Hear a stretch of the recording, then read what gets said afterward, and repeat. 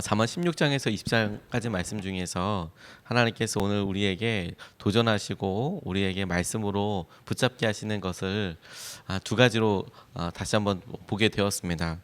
우리가 오늘 계획하는 데 있어서 어떤 일을 하는 데 있어서 여러 어려움이 되는 사람과의 관계나 그리고 우리가 이 일을 이루게 되는 일에 있어서 하나님께서 도전하시는 것이 무엇인지, 어떻게 이런 일들을 우리가 넘어서게 될 수 있는지, 우리가 아버지의 음성으로 아들에게 이야기하듯이 오늘 잠언 말씀이 우리에게 이렇게 이야기하고 있습니다. 첫 번째로 주님께서 우리에게 말씀을 통해서 주목하게 하시고 이끄시는 것은 우리가 모든 것을 주님 앞에 맡기게 될 때 주님께서 이끌어 주신다라는 것입니다.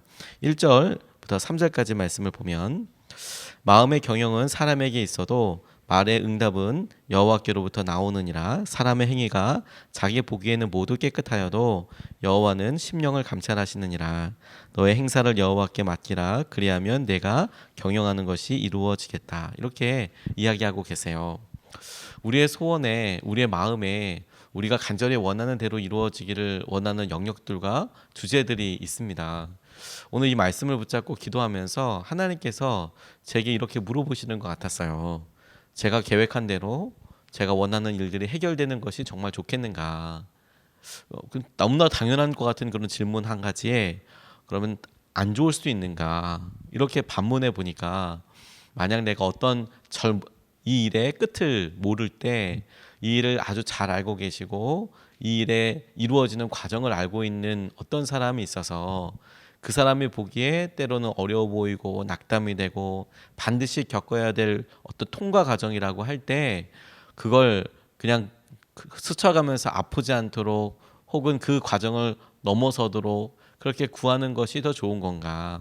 아니면 그 연단에 필요한 것들을 충분히 겪어가며 그 일에 다 마음이 연단되는 것이 훨씬 더 중요한 것인가? 그래서 얻게 되는 것이 더 좋은 것인가? 그리고 하나님께서 만약에 그 일을 이끄신다면 지금 제가 원하는 방법과 수준대로 이루어지는 것보다 하나님께서 하나님의 뜻과 계획을 위해서 지금 이 과정을 쓰시는 것이 제게 훨씬 더 좋을 수 있겠다, 아니 100% 좋겠다라는 생각을 하게 됐습니다. 저는 아무래도 연약해서 지금 제 수준에 저의 어려움과 불편함이 되는 것들을 넘어서는 것에 관심을 두는데, 하나님께서는 제 삶에 반드시 필요한 본질적이고 꼭 중요한 일에 관심을 갖게 하실 테니까, 그래서 너의 삶을, 너의 행사를 다 주님께 맡겨라, 의탁하여라, 이 이야기가 하나님께서 이 모든 것의 처음과 끝을 알고 계시니 그분께 우리의 삶을 다 드리는 것이 가장 좋은 은혜이고 이것을 통과하는 방법이 되겠다, 이렇게 제게 붙잡혀지고 깨달아지게 되었습니다. 제 삶에서 이런 일을 경험한 일이 어떤 일이 있을까라고 질문해 보는데, 주님께서 제게 있어서 진로에 대해서 간섭하신 일들을 바로 떠올리게 해주셨어요.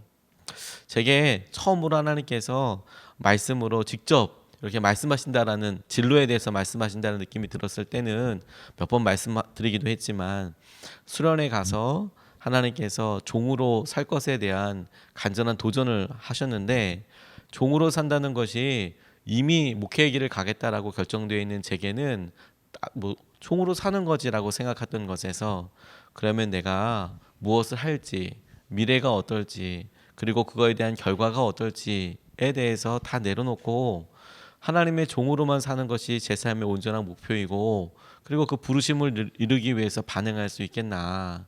그때 그런 반응을 하도록 도전하셨던 분이 월급이나 진로나 대우나 이런 것들 다 내려놓고 하나님께서 하시는 것만 붙잡고 살 수 있겠나. 그런 사람이라면 왜 갈 곳이 없고 어느 교회에서 환영하지 않겠는가라고 이야기하셨었거든요. 하나님께서 제게 정말 귓속에다 그렇게 말씀하시는 것 같아요. 제가 그런 걱정을 하고 있지 않다고 생각했음에도 불구하고 이 말씀을 하나님이 제게 하시는 거라고 듣고 나니까 기도가 더 간절하게 되고, 그리고 그런 과정들을 넘어서면서 아멘, 하나님 그렇게 할 수 있겠습니다 라고 반응하고 나니까 하나님께서 제 삶을 폭발적으로 당신의 뜻대로 인도하기 시작하셨거든요. 그렇게 해서 만나게 된 분이 유기성 목사님 만나게 되고, 그리고 안산광림교회 그렇게 해서 찾아갔더니 유 목사님께서 너무 당황하시긴 하셨지만 뽑아주시고, 하나님께서 그때 이력서를 하나님께 드렸다, 하나님께서 받으셨다, 이런 마음 주셨거든요. 근데 그렇게 해서 한 번에 끝나지 않았습니다. 하나님께서 제가 단독 목회를 나가게 될 즈음에도 어떻게 해야 할지, 어디서 안수를 받을 수 있을지 다들 동기 전도사님들이 고민하고 기도하게 될 때 하나님께서 저에게, 우리 가정에 확신을 주셨어요. 그때도 주님께서 기도원에서 기도하는데 제게 두 가지 확증케 하여 주셨습니다. 첫 번째는 뭐냐면, 종으로 부르심 받았는데 하나님께서 어떤 일이든 나를 종으로 쓰실 텐데, 종은 결정하는 사람이 아니라 순종하는 사람이죠. 결정은 주인이 하는 거죠. 주인이 결정하고 그것을 종에게 말씀해 주시면 종은 그냥 그대로 순종하는 사람이니까, 내 중요한 진로, 목사 안수 받을 것에 대한 여러 과정들 하나님께서 결정하시고 나는 순종만 하면 되겠구나. 그런 마음을 주셨습니다. 근데 제가 귀가 얇거든요. 사람들이 이게 좋다고 하면 진짜 그게 좋아 보이고, 이렇게 해야 된다 그러면 진짜 해야 될 것 같고, 그렇게 귀가 얇아요. 그런데 하나님 어떻게 해야 하나요? 이렇게 이야기할 때 이 모든 일들을, 제 모든 상황들과 형편들과 연약함을 주님은 아시잖아요. 그러니까 제가 고민하지 않도록 첫 번째 무조건 말씀하시면 그냥 순종하면 되겠구나. 두 번째 게 들리기 전에 첫 번째 말씀하시면 무조건 간다. 그렇게 생각하고 나니까 너무 마음이 평안하고 기쁜 거였습니다. 제가 나가야 되는 전해에 기도원에 가서 그렇게 기도하면서 응답을 받고 나니까 막상 나가야 되는 그 해에는 정말 마음이 편했어요. 하나님께서 인도해 주실 텐데, 하나님께서 이끌어 주실 텐데, 하나님 어떻게 이끌어 주실까, 제 마음속에 기대가 있었습니다. 동기 전도사님들이랑 통화해 보면 다들 한숨이 한가만이나 이렇게 나올 수 있는데, 기대되고 하나님께서 이끌어주시는 것을 보게 되더라고요. 그리고 그렇게 기다리고 기대하고 있었더니 하나님께서 기가 막히게 괴산에 나가서 목회할 수 있게 해주시고, 거기서 좋은 여러 믿음의 실험도 하게 해주시고, 그렇게 이끌어 오시더라고요. 그래서 기도하면서 단독 목회도 그렇게 하게 해주시고, 또 선한 목사교회도 오게 해주시고, 또 개척 나올 때도 하나님께서 제가 정말 무엇을 의지하고 있는지만 점검하시더라고요. 그래서 제가 너의 행사를 다 주께 맡겨라, 그가 이루시고 그가 저의 경영을 다 책임져 주실 것이라는 말에 대해서 저는 의심하지 않고 믿습니다. 하나님께서 그 모든 것들을 이끌어주시고 붙잡아 주시는 거구나. 왜? 제가 고민해서, 제가 열심히 노력하고 사람들을 만나고, 심지어 부탁할 사람도 없지만 부탁을 해서 이룰 수 있는, 만날 수 있는, 또 누릴 수 있는 것이 저는 지금의 제 모습이라고 생각하지 않습니다. 제게 하나님께서 주신 은혜가 있다면, 지금 제 모습 중에서 잘된 것이 있다면 가만히 생각해 보면 다 하나님께서 하나님의 은혜로 다 주신 것들이에요. 제가 그게 좋은지도 모르고 심지어 구하지도 못했는데 하나님께서는 제 마음의 심중을 보시고 주님께서 그냥 채워주셨거든요. 나의 행사를 다 주께 맡기라 라고 말씀하실 때 하나님께서 당신을 바라보고 의지하는 것을 통해서 주님의 놀라운 역사하심과 예비된 은혜를 누리게 하여 주시는 거구나. 저와 여러분들이 하나님께서 준비하시고 예비하신 그 은혜를 누리게 되시기를 주님의 이름으로 축복합니다. 두 번째로 주목하게 된 것은, 우리가 주님께 모든 행사를 다 맡긴다라는 것을 우리의 삶에 있어서, 우리의 관계에 있어서도 주님께서 적용하라, 이렇게 말씀하시는 것 같았어요. 6절 7절 말씀에 보면, 인자와 진리로 인하여 죄악이 속하게 되고 여호와를 경외함으로 말미암아 악에서 떠나게 되느니라. 사람의 행위가 여호와를 기쁘시게 하면 그 사람의 원수라도 그와 더불어 화목하게 하시느니라. 잠언 말씀을 읽다가 어쩌면 이렇게 고민하고 있는 말씀들, 기도하고 있는 말씀들에 아예 그냥 직접 말씀하시듯이 팍 찍어서 말씀해 주시는지 모르겠어요. 사람들 사이의 관계를 해결하는 게 쉽지 않아 보일 때가 많거든요. 그런데 그 중에서도 오늘 말씀이 사람의 원수라도 그와 더불어 화목하게 하신다라고 말씀하시는데, 그 방법과 비결이 무엇인가라고 그 앞에 보니까, 하나님을 기쁘시게 하면 그 사람의 원수라도 화목하게 하신다라고 이렇게 이야기하고 계시더라고요. 관계를 생각하게 될 때 아무것도 안 하고 하나님께서 다 이루실 것에 대해서 믿고 맡긴다라는 것은 아닙니다.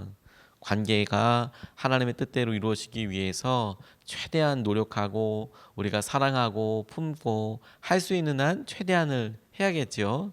근데 그럼에도 불구하고 그 사람의 원수라도라고 이야기가 될 만큼 이건 안 되는 거구나. 이 상황은 어떻게 안 되는 거구나 라고 좌절과 낙담이 되는 사람들이 있기도 하더라고요. 그리고 너무도 놀랍게도 우리를 사랑해주고 의지하게 하고 기쁨으로 교제하는 사람 9사람보다 아니 99명보다 우리를 정말 힘들게 하고 어렵게 하는 그 한 사람 때문에 한 명 때문에 삶이 정말 힘들어지고 우리가 감사하고 축복이라고밖에 할 수 없는 상황들이 다 힘들고 마음에 짐이 되게 되는 경우들이 의외로 많더라고요. 한 사람 때문에 제가 이렇게 개척하면서 우리 유기성 목사님께서 불러서 여러 좋은 이야기들 많이 해주실 때 이런 얘기 하셨어요. 개척하다 보면 참 좋은 분들도 많이 있고 그리고 도움이 되시고 같이 기도해 주신 동력자들도 참 귀한 분들도 많다. 그런데 본인이 오랫동안 목회해 보니까 한 사람, 두 사람 자기의 마음을 정말 어떤 마음으로는 좀 알아줄까 이런 왜 이렇게 할까 하는 분들이 가끔 있는데 그런 분들에게 마음을 다해서 섬기는 것과 또 그런 분이 생기지 않도록 노력하는 게 너무 중요하다. 한 명, 두 명 그렇게 마음을 아예 그냥 의도적으로 반대로 쓰지 않도록 하는 게 너무 중요하더라. 그게 주님의 뜻인 것 같더라. 이렇게 말씀해 주더라고요. 그런데 제게 연한도 짧고 경험도 짧고 그래서 이 관계를 어떻게 헤쳐나가야 하는지 어떻게 이끌어 나가야 하는지 이것에 대한 사람들을 딱 봤을 때 어떤 분이 심지어 저에게 어떤 생각을 갖고 있는지도 모르다가 이분 마음이 이러시구나라고 알 때는 이미 관계가 너무 많이 진척이 돼서 내가 실수를 했구나. 그것도 실수를 연달아 계속하고 있구나. 이런 때가 있거든요. 어떻게 이거 돌려야 할까?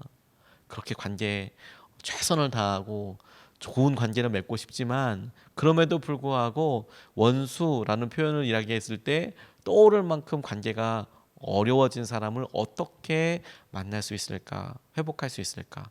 주님을 기쁘시게 하면 된다. 주님을 기쁘시게 하고 하나님을 기쁘시게 하는 사람들이 그 원수라도 회복되는 것을 경험하게 될 거다. 이 원수라는 표현과 비교하기에는 조금 어려워 보이기도 하지만 마음의 부담에 있어서 그런 비슷한 고민을 갖고 있는 한 자매를 만난 적이 있어요.